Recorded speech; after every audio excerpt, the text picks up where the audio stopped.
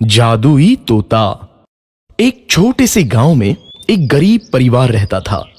उस परिवार में रामू और उसकी बीवी सीता उसके बेटे चिंटू के साथ रहते थे। उसी गांव में एक तोता भी रहता था। उसका नाम था रघु। वो किस्मत का धनी था। जहां भी जाता वहां किसी भी चीज की कमी नहीं पड़ती थी। एक दिन रघु उड़ते उड़ते उस गरीब परिवार के घर गया। रघु सोचता है, अरे वाह, लगता है यहाँ आज बहुत अच्छा खाना मिलेगा। मैं पेट भर के खाऊंगा। वो एक कटोरी में रखे अमरूद देखता है। अरे वाह, अमरूद, मुझे तो ये बहुत पसंद है। मैं तो इसे पेट भर के खाऊंगा। रघु तोता अमरूद खाने ही लगता है। तभी सीता रघु को अमरूद खाते देखती है तो गुस्सा हो जाती है और उसे वहां से भगा देती है। भाग यहाँ से, न जाने कहां से आ जाते हैं। मैं तो परेशान हो गई हूं इनसे। सीता के भगाने के बाद रघु चुपचाप से एक कोने में रहता है। धीरे धीरे उस परिवार की बरकत होने लगती है।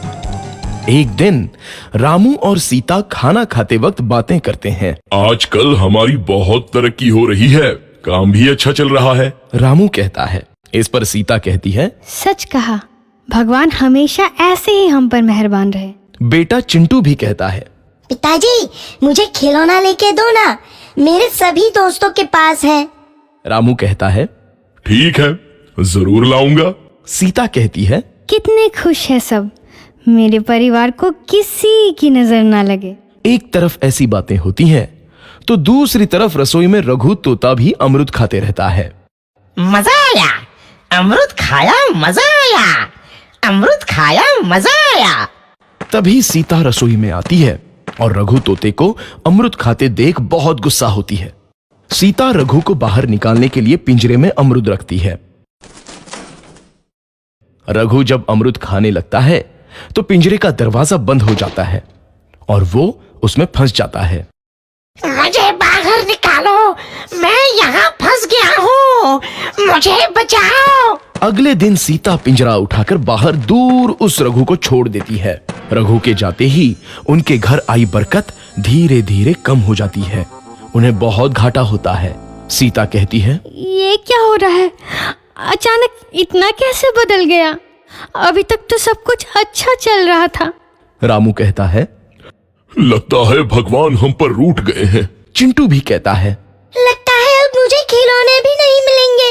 और वो रोने लगता है और बाहर चला जाता है। कुछ दिन बाद रघु तोता फिर से उस घर में आता है। वापस आया, मैं वापस आया, अब मैं जमकर अमरूद खाऊंगा। रघु सीधा रसोई घर में चला जाता है और अमरूद खाने लगता है।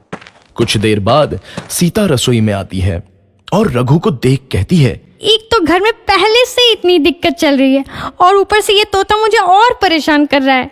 सीता रघु को वहां से भगा देती है। रघु उड़कर किसी कोने में छुप जाता है। कुछ दिन बाद धीरे धीरे उस घर की बरकत वापस आने लगती है। काम भी अच्छे से चलने लगता है। एक रात जब रघु तोता अमरूद खाने जाता है तो पिंजरे में फंस जाता है।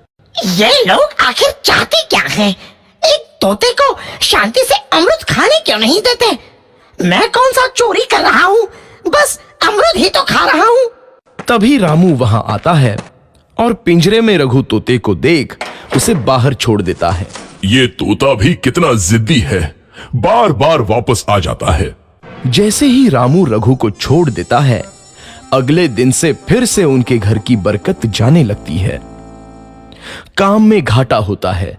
किसी को समझ नहीं आ रहा था कि ऐसा क्यों हो रहा है। रघु तोता घर आता है तो अचानक बरकत आती है और जब रघु तोता को बाहर निकालते हैं तो बरकत चली जाती है। एक दिन सीता रघु तोते के घर आने और बाहर जाने की स्थिति पर नजर रखती है।